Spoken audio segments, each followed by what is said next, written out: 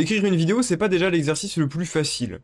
Alors imaginez devoir réécrire une de vos meilleures vidéos, un de vos meilleurs concepts et une de vos plus grandes réussites. Et par réécrire, je ne veux pas dire faire un bête copier-coller, hein, loin de là. Je parle vraiment d'un travail de réécriture. Quand on fait ça, on doit garder deux choses en tête. La première chose, c'est que la vidéo doit être aussi bonne, sinon meilleure que la vidéo d'origine. Et le deuxième point, c'est que je suis obligé d'utiliser le moins possible d'images du manga et du sujet que je traite. Pour la simple et bonne raison que, à la base, quand je l'ai fait, je me suis fait strike. Donc si vous avez l'impression d'avoir déjà vu une vidéo qui ressemble à celle-ci, qui a des points communs, c'est normal, c'est parce que c'est une réécriture de cette vidéo, tout simplement. L'ancienne vidéo a été strike le 1er avril 2023. C'est ironique d'ailleurs que ce soit la première vidéo à être strike, sachant que cette vidéo parlait du premier homme. Un 1er avril. Vous parlez d'une blague quand même. Tout ça pour dire, si cette vidéo vous plaît et que le travail derrière vous a plu, n'hésitez pas à vous abonner, ça aide toujours énormément. Le premier combat est terminé. Malheureusement pour l'humanité, les nouvelles sont tout sauf bonnes. Brunhilde, alors à la tête de cette dernière, fait face à une réalisation aussi frustrante que désagréable. Lorsqu'il s'agit de force, même avec un coup de pouce, l'humanité se retrouve incapable de vaincre un dieu. Même l'homme le plus fort n'en était pas capable. Lorsqu'il s'agit de force brute, de puissance pure et dure, on ne fait pas le poids. Alors quoi, les dieux vont gagner, c'est un dur 7-0 qui s'annonce et la disparition de notre espèce est inéluctable. La réalité, elle est dure à avaler, mais ça semble être le cas, à moins que. Les dieux sont amusés, même si l'humain s'est fait massacrer par son adversaire, ce dernier a réussi à faire une chose alors que nul autre n'aurait espéré accomplir un jour. Il avait blessé un dieu. Il avait fait couler le sang d'un de ses propres créateurs. Ce Ragnarok s'annonce très amusant et divertissant pour les dieux. Enfermé dans sa pièce, Brunhilde comprend. Il ne faut pas se contenter d'un homme fort, il faut une raison aux combattants. Et quelle meilleure raison que la vengeance. Un homme qui était détesté des dieux autant qu'il détestait ces derniers. Ses doigts le sélectionnent, ironiquement, le premier homme ne sera pas le premier combattant. Cependant, c'est bien lui qui sera choisi pour ce deuxième round. Il faut parier sur un des hommes avec la plus forte détermination de vaincre ses créateurs. Le seul homme qui avait rencontré de face ces derniers, Adam. Sous fond de peinture classique, c'est une figure bien frêle qui se dessine face aux dieux. Ils sont tous surpris, que diable fait-il ici? Lui. C'est alors que Zeus semble comprendre quelque chose. Ce combat, c'était censé être celui de Shiva. Cependant, le leader grec voit ça différemment. Premièrement, le premier combat lui aura particulièrement donné envie de se dépenser. Deuxièmement, et c'est purement théorique, ce combattant-là, cet humain-là, c'est à lui de s'en charger. Peut-être car Zeus est responsable de sa création, peut-être car en plus d'être le père du cosmos, ce dernier était père du premier homme. C'est dur à savoir. Cependant, celui dans l'arène, face au père de l'humanité, semble bien être le père de tous les dieux, et peut-être même son propre père. Le résultat du combat maintenant, c'est à voir. S'agira-t-il d'un parricide ou d'un infanticide? Même aujourd'hui, on n'a pas la réponse. On ne sait toujours pas si Zeus, c'est le créateur, le grand-père, le père, ou peu importe vis-à-vis d'Adam. On ne sait pas s'il est à l'origine de ce dernier, en fin de compte. Est-ce que Adam appelle Zeus papy parce que Zeus est âgé, ou est-ce que Adam appelle Zeus papy parce que c'est réellement son père ou son grand-père, en fait? On sait toujours pas. La Valkyrie de l'humain apparaît à son tour et prendra la forme d'un point américain.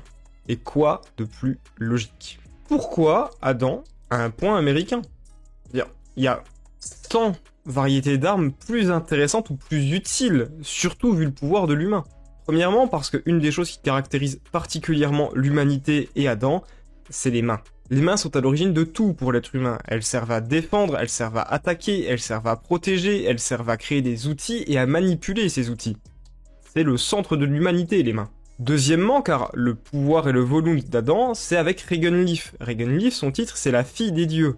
Sachant que le fils des dieux, donc Adam, peut copier les techniques, est-ce que c'est pas logique que la fille des dieux copie les armes? Sauf que, si le dieu en face est désarmé, qu'est-ce qui se passe? Et enfin, la dernière raison, et la plus simple et la plus logique à mes yeux, Adam, il a jamais vu d'armes. Il est né à une époque où on n'utilisait pas d'armes. Il sait pas ce que c'est, il sait pas comment ça fonctionne. Donc c'est logique que la Valkyrie prenne la forme du seul truc que Adam sait utiliser. Les poings. Enfin bon, ce combat se fera de cette manière, point contre point. Cependant, les yeux de l'humain semblent cacher quelque chose. Cette étrange couleur azurée, pour un vengeur, elle semble bien trop douce. On se rend alors vite compte de quelque chose. Outre ce sourire et ses yeux anormalement doux, Adam cache un grand pouvoir. Celui de ses yeux, les yeux du Seigneur. Dieu créa l'homme à son image. Naturellement, il offra une de ses capacités au sens le plus utilisé par l'homme, la vue. Le corps d'Adam était celui d'un homme, ses poings et sa force étaient ceux d'un homme. Mais ses yeux, c'est bien la seule chose qu'il avait hérité des dieux. la seule chose qui le séparait de ses propres enfants. Même le grand Zeus se retrouve défait, ce gamin est fort. Il est donc obligé d'utiliser la technique qui lui aura permis il y a des millénaires en arrière de vaincre son propre père, Chronos, le titan du temps lui-même. Et honnêtement, lorsqu'on connaît la mythologie, sachant que le titan mangeait ses propres enfants de peur que ces derniers ne lui prennent le pouvoir, on ne peut que comprendre Zeus quand ce dernier lui dit qu'il n'était pas forcément un très bon père. Mais à ce moment, ce que Zeus fit, c'était pas simplement vaincre son père, c'était le tuer. Le tuer et lui voler sa meilleure technique, le coup de poing hors du temps. Un battement de cils plus tard, et celui par terre, c'était le dieu. Adam avait encore une fois gagné ce face-à-face. Adam l'avait dit, Zeus ne devrait pas se relever, Zeus ne devrait pas se battre. Encore une fois, au vu de son désintérêt, de son manque de motivation lors de son combat, peut-on réellement penser que l'objectif et l'intérêt de l'humain, c'est de se venger de son créateur? Évidemment que non. Et c'est là où le flashback commence. Un flashback où on nous apprend toute la vérité. Cette fameuse pomme, si Adam l'a mangée, c'est pour mieux la recracher après. Si Ève a été accusée à tort, c'est parce que les dieux détestaient déjà les humains à l'époque. Ils voulaient pas d'eux au Valhalla, ils voulaient pas d'eux à Éden, ils voulaient pas d'eux au paradis. Tout simplement. Le père de l'humanité débarque en plein jugement. Et lui, tout ça, il en a rien à faire. C'est sacré, peu importe. Son choix, il est déjà fait. Les dieux, tout ça, lui, il s'en fiche. Le seul truc qui l'anime, le seul truc qui l'importe, c'est savoir si sa femme, Ève, va bien. Il savait d'ores et déjà que leur temps en Éden, il était compté en fin de compte. Si Ève part, il part lui aussi. Si Ève est accusée, il deviendra le criminel à sa place. Et c'est alors que Adam quitte le domaine des dieux. Et c'est à ce moment-là également que Adam rejoint le monde des hommes. Alors même que ses enfants s'enorgueillissent, s'amusent de cette vengeance, Adam n'en semble pas particulièrement heureux. Qui de mieux que le créateur pour comprendre sa création? Zeus l'a bien compris, des yeux aussi calmes et bleus que la mer ne peuvent pas abriter les flammes de la rancœur. Adam ne peut pas se battre par désir de vengeance, il cherche autre chose.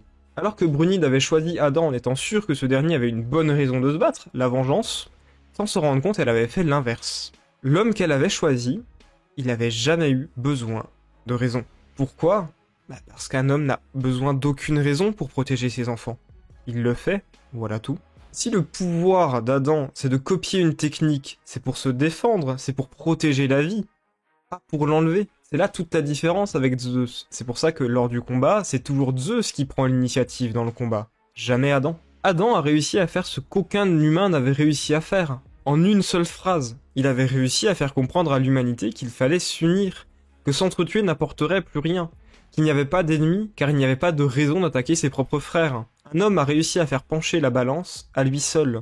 Adam avait été sous-estimé. Et le premier dieu à le comprendre, c'est Shiva, car lui aussi, il était toujours là pour les siens. Le combat prend une nouvelle dimension, un bébé hurle, Zeus compte bien y aller à fond.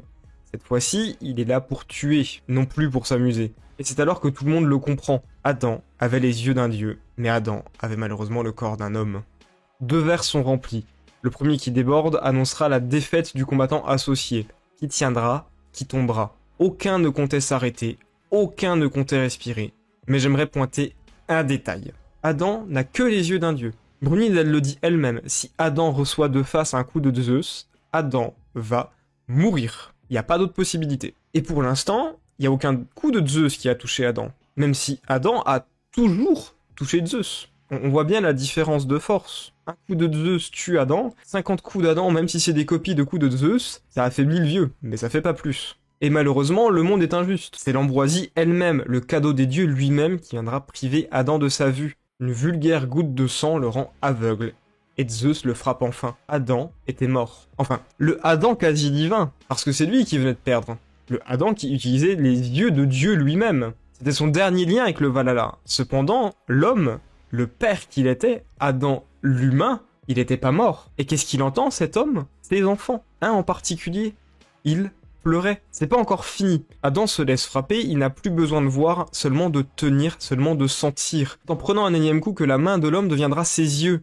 Il s'agrippe au Dieu, il sait où il est. Alors ce sourire dont tous ses enfants auront hérité, aura fait trembler les déités elles-mêmes. Adam se bat, Adam n'est pas encore mort. Le découpage se resserre, les coups pleuvent, les sound effects envahissent les pages. Tout ce qu'on entend, c'est le fracas des os qui se brisent et se broient. Et soudain, plus rien. Son visage, ses yeux aveugles, sa rage sourde, une case presque blanche. Vous l'aurez compris, et Zeus lui-même le dit plus tard, Adam était mort bien avant la fin du combat. À cet instant précis, en fin de compte, Adam était mort. Mais s'il tombait, bah, c'était perdu. Alors la mort elle-même ne devait pas avoir raison de l'homme. Le dieu est à genoux, mais c'est l'homme qui est mort. Zeus l'a dit. Adam n'a pas perdu. Il n'a juste, malheureusement, pas eu la chance de gagner. Encore debout, le regard pointé vers l'avenir, le père de l'humanité nous avait quittés à tout jamais. La majeure différence entre Zeus et Adam, c'est que Zeus, lui, c'est ce qu'on appelle un parricide. Il a tué son propre père. Là où Adam, il n'a jamais tué son propre père. Il n'a pas réussi à tuer Zeus. Ça prouve que Adam vaut bien mieux. Il ne répétera pas l'erreur que les dieux ont fait. Il ne tuera pas son créateur. Il n'a pas réussi à tuer son créateur. Si vous pensez que le seul héritage que Adam a légué à ses enfants, c'est son sourire, ou bien encore la paix, ou même cette détermination, cette volonté d'aller de l'avant, voire même leur unification, c'est clairement pas la seule chose que Adam avait offert à ses enfants. Une des dernières choses qu'Adam aura légué également, c'est ses yeux. Des yeux que la plupart des combattants auront hérités. Des yeux que la plupart des combattants utiliseront par la suite. Son sacrifice n'était pas vain, parce que les yeux du Seigneur, c'étaient devenus les yeux des hommes. Et les hommes, ils comptaient bien s'en servir pour arracher la victoire. C'était Béléus, et je vous dis salut à tous.